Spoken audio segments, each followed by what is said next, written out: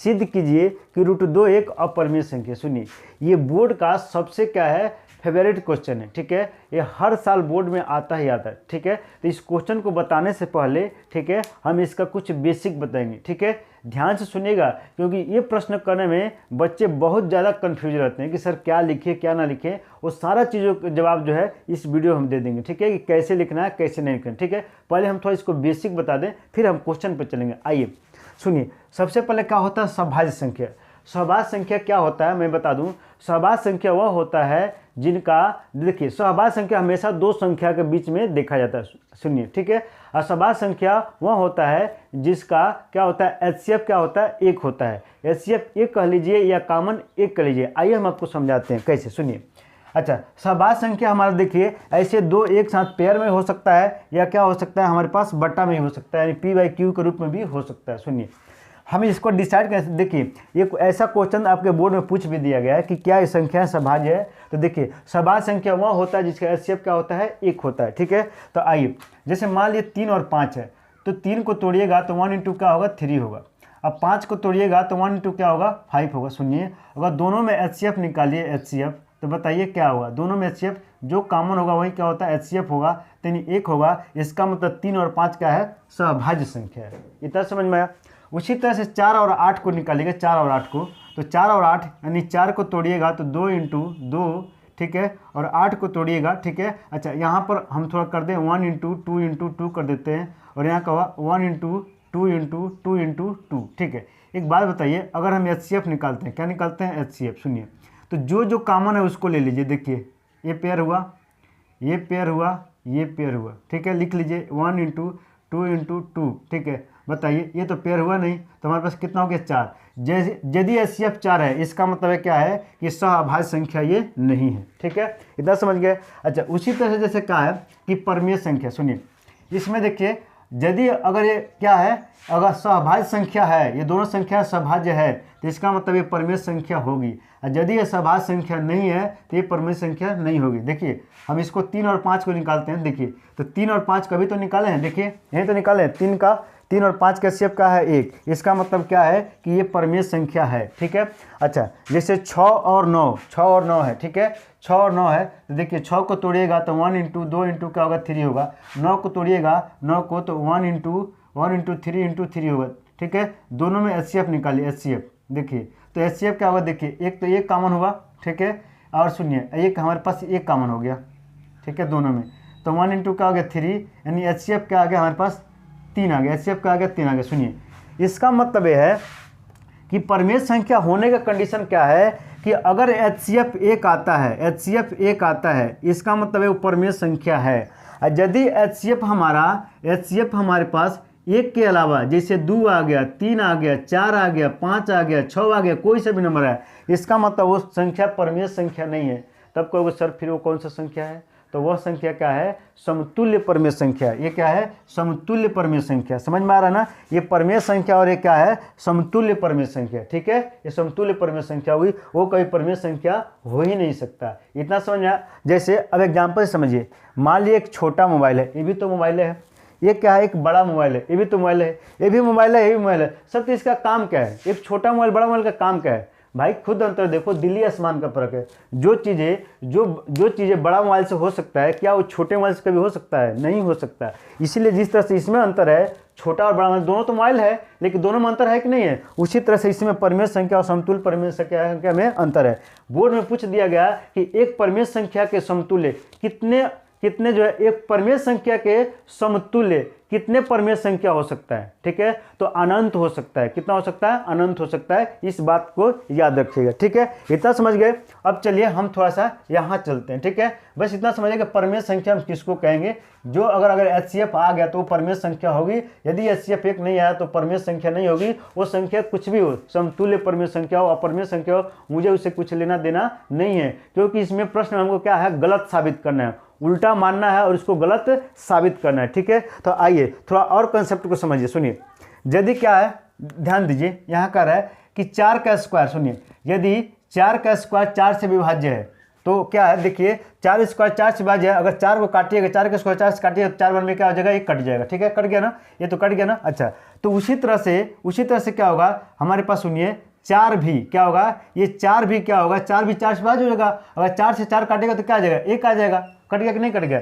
ठीक उसी प्रकार देखिए, यदि प्रश्न में ऐसे आया, यदि पी स्क्वायर 2 से विभाज्य है, ठीक है, जिस तरह से ये 4 स्क्वायर 4 से विभाज्य था, तो 4 भी 4 से क्या होगा, विभाज्य होगा। यदि ये कह दिया कि पी स्क्वायर 2 से विभाज्य है, तो आपको ये भी मानना पड़ेगा कि पी भी 2 से विभाज्य होगा। ठीक है, इतना समझ गए। आइए थोड़ा आगे बढ़ते हैं। सुनिए यहाँ पे देखिए कहा कि यदि इसको समझिए, यदि 12 3 से विभाज्य है, क्या बोल दिया, यदि 12 3 से विभाज्य है तो हम मान सकते हैं कि 12 = 3 की। अब ये दिमाग में आएगा कि सर अब 3 क्यों माने। सुनिए इसका वजह क्या, सुनिए एक बात बताइए, 12 का फैक्टर कीजिए, गुणनखंड फैक्टर बताइए, 12 किस किस नंबर से कट सकता है। तो 12 1 से, 2 से, 3 से, 4 से, 6 से और 12 से, खुद 12 से भी कट जाएगा 12। तो एक बात बताइए, 3 तो मान लिया हमने क्या, 12 = 3 के लिए, अच्छा 3 इसलिए लिए कि 1 को 3 तो मैंने ले लिया कि 3 तो काटेगा ही काटेगा, क्या करेगा 12 को 3 तो काटेगा ही काटेगा। और बाकी जो नंबर है देखिए 2 1 2 4 6 और 12,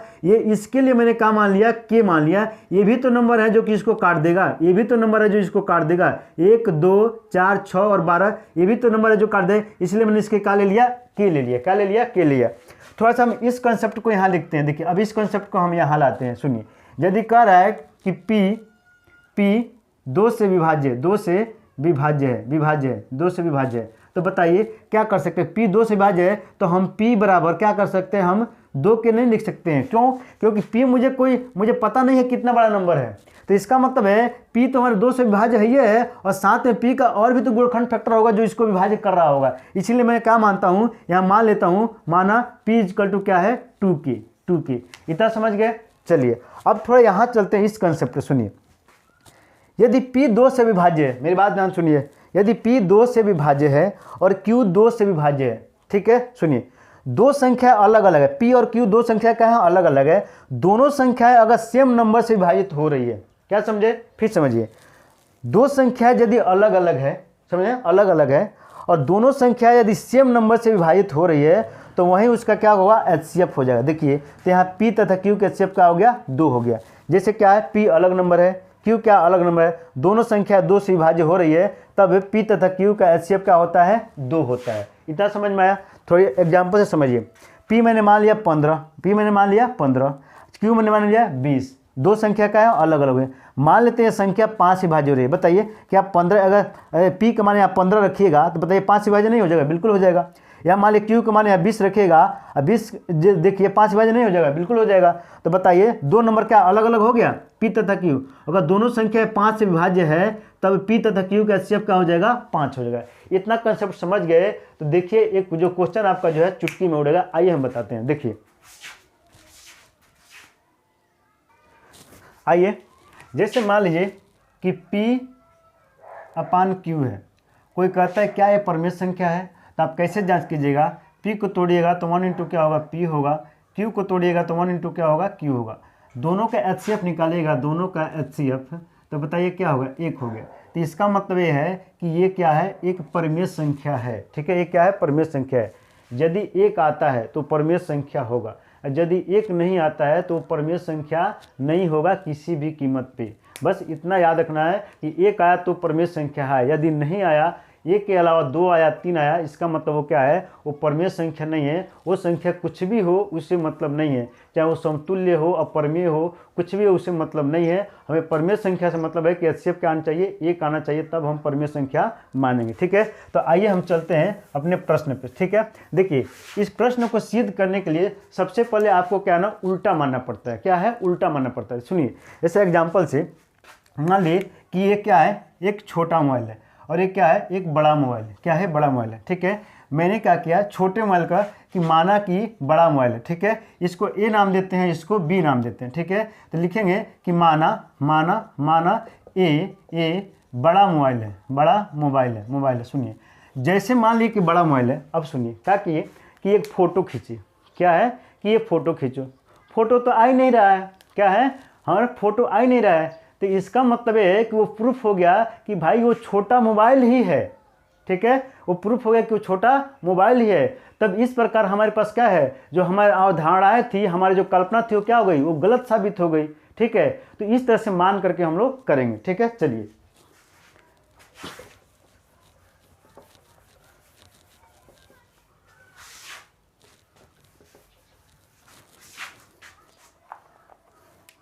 चलिए देखिए मानेंगे, सुनिए हल स्टार्ट करेंगे। लिखिए माना, माना, माना रूट 2 क्या है, सुनिए ये होता क्या है, अपरमेय होता है। तो मानेंगे क्या है, रूट 2 एक एक माना रूट 2 एक एक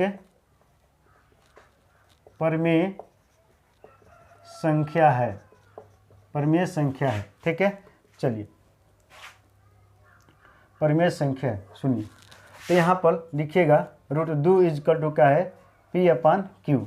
जहाँ जहाँ लिखिएगा जहाँ पी तथा क्यू सह अभाज्य संख्या है, सहभाज्य संख्या है, अर्थात अर्थात अर्थात पी तथा क्यू का HCF क्या होगा, एक होगा। इतना समझ गए। और देखिए यदि उधर जाएंगे, यहाँ पे HCF एक है, और उधर आने के बाद से HCF मान ले 2 आया 3 आया, तो वो इस बात को क्या करेगा, विरोध करेगा, ठीक है। इसीलिए वहाँ लिखते हैं कि विरोध हो रहा है, ठीक है। चलिए आइए बढ़ते हैं आगे। सुनिए इसको आप समीकरण 1 मान लीजिए, क्या मान लीजिए, इसको समीकरण आप जो 1 मान लीजिए, ठीक है। चलिए अब देखिएगा, लिखिएगा समीकरण समीकरण समीकरण एक को दोनों तरफ वर्ग करने पर हम वर्ग करते हैं रूट 2 का स्क्वायर और यहाँ क्या है पी अपान क्यू का स्क्वायर, ठीक है। जैसे वर्ग करेंगे ये 2 मिलेगा, यहाँ सुनिए ये पी स्क्वायर अपान में क्या हो गया, क्यू स्क्वायर। सुनिए क्यू स्क्वायर को इधर भेजिए तो हमारे पास ये हो जाएगा 2 क्यू स्क्वायर, इधर होगा पी स्क्वायर, ठीक है। 2 को नीचे लाइए तो यहाँ हो जाएगा क्यू स्क्वायर, यहाँ हो जाएगा Q square is equal to P square अपन क्या हो जाएगा 2, ठीक है। अब देखिए यही आता है यदि, सुनिए यदि ठीक है पी स्क्वायर 2 से विभाज्य है, 2 से क्या है, विभाज्य है। तो अभी मैंने कंसेप्ट बताया आपको, ठीक है। यदि पी स्क्वायर 2 से विभाज्य है तो बताइए क्या होगा, पी भी 2 से क्या होगा, विभाज्य होगा। बोलिए बताएं कि नहीं बताएं, विभाज्य होगा, ठीक है। सुनिए इसको ना आप कथन 1 मानिए, क्या मानिए, कथन 1 मानिए, ठीक है। चलिए अब क्या कीजिए, यदि बताइए P 2 से विभाज्य है तो हम मान सकते हैं, माना क्या मान सकते हैं, P इक्वल टू क्या है, 2 के मान सकते हैं। क्यों, क्योंकि मुझे पता है कि P कितना बड़ा नंबर है मुझे नहीं पता है। यदि P 2 से विभाज्य है तो और भी तो P का फैक्टर होगा जो विभाज्य हो रहा है, इसीलिए इसको मैंने क्या मान लिया, इसको के मान लिया, ठीक है। चलिए अब लिखेंगे P का मान समीकरण सुनिए इसको ना समीकरण 2 मान लीजिए, क्या मान लीजिए, समीकरण 2 मान लीजिए, ठीक है। P का मान समीकरण 2 में रखने पर चलिए समीकरण 2 में रखते हैं, समीकरण 2 उतार लेते हैं। क्या है हमारे पास, q square is equal to P square upon में क्या है, 2 है। चलिए क्यू स्क्वायर यहाँ पर P का मान क्या है, 2K है, क्या है, 2K है। तो 2K का स्क्वायर अपान में क्या होगा, 2 होगा, ठीक है। ये क्यू स्क्वायर बराबर देखिए 2 इंटू क्या हो जाएगा, K स्क्वायर डिवाइड बाई 2, ठीक है। होगा क्या, 1 2 से 1 2 कट जाएगा। सुनिए तब होगा क्या, यहाँ पर K स्क्वायर, यहाँ पर देखिए K स्क्वायर, ठीक है। यहाँ पर Q square is equal to 2K square, ठीक है। K स्क्वायर निकालिएगा तो क्या हो जाएगा, क्यू स्क्वायर डिवाइड बाई क्या होगा, 2 होगा। यदि अब यही बात लिखिएगा, यदि क्यू स्क्वायर 2 से विभाज्य है, 2 से क्या है, विभाज्य है तो क्यू भी 2 से विभाज्य होगा, ठीक है, विभाज्य होगा, ठीक है। ये कथन क्या है, कथन क्या है, हमारे पास 2 है, ठीक है। तो लिखिएगा कथन, लिखिएगा यहाँ पर कथन 1 व 2 से। सुनिए अच्छा एक बात बताइए, यहाँ देखिए एक तरह से बताइए P भी 2 से विभाज्य हो रहा है, यहाँ P 2 से विभाज्य हो रहा है, यहाँ q भी 2 से विभाज्य हो रहा है। मैंने कहा था कि दो अलग अलग संख्याएं यदि एक ही नंबर से विभाज्य होता है तो वो उसका क्या बन जाता है, उसका HCF बन जाता है। ठीक है, देख रहे हैं कि दो संख्याएं, दो क्या अलग अलग संख्या अगर एक ही संख्या से विभाज्य हो रहा है, ठीक है, तो इसका मतलब वो संख्या उसका क्या बन जाता है, HCF बन जाता है। ठीक है, तो वही बात लिखेंगे कथन 1 व 2 से। देखिए ये कथन 1 है और ये कथन 2 है। ठीक है, कथन 1 व 2 से P तथा ठीक है Q का HCF क्या है, HCF 2 है। HCF क्या है, 2 है, HCF 2 है। ठीक है, P तथा Q का HCF 2 है, जो कि समीकरण एक का विरोध कर रहा है। सुनिए एक बात बताइए, समीकरण 1 में तो बताइए HCF का आ रहा है, 1 आ रहा है। समीकरण 1 में HCF का आ रहा है, 1 आ रहा है। ठीक है, जबकि यहाँ पर HCF का आ रहा है, 2 आ रहा है। तो क्या हो रहा है, जो कि समीकरण 1 का विरोध कर रहा है। ठीक है, कर रहा है। इस प्रकार हमारी कल्पनाएं गलत साबित होती है।